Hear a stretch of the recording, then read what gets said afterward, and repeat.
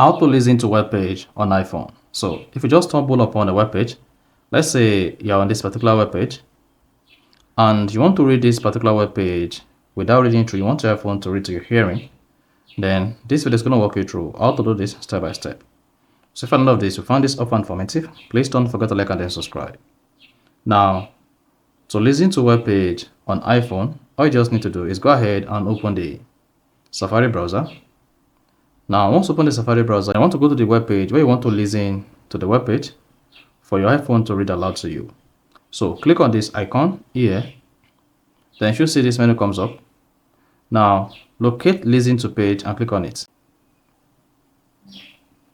Now, you should see this big icon pops. How to reset Control Center on iOS 18. You see that? October 22nd, 2024 by iPhone. My iPhone is reading With it. the new iOS 18.1, you can reset your iPhone Control Center running on iOS 18.1 or later. So you can pause it. You can play On it this again. guide, you will learn how to reset.